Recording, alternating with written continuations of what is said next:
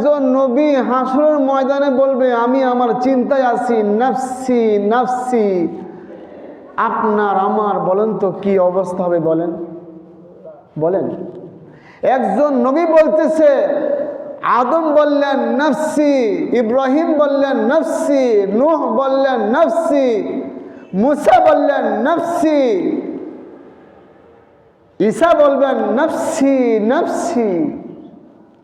একজন নবী হাসরের ময়দানে সে বলবেন নাফসি নাফসি, আমি আমার চিন্তায় আছি। একটু দিমাগের মধ্যে চিন্তা করেন তো,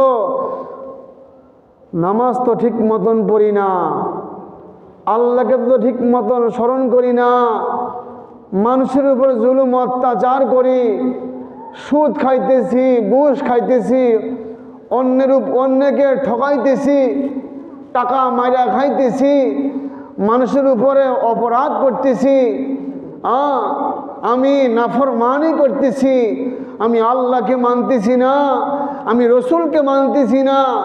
আমি কি খাইতেছি? আমি হালাল খাইতেছি না হারাম খাইতেছি? নামাজ পড়তেছি, হইতেছি কি না হইতে হয় নাই? একটু দিমাগের মধ্যে প্রশ্ন। একজন নবী হইয়াও হাসরের ময়দানে চিন্তা করবে নাফসি নাফসি, আমি আমার চিন্তায় আছি, আমি আমার চিন্তায় আছি। মোহতারাম হাজরিন, তুমি তোমার কেমন হওয়া উচিত বলো?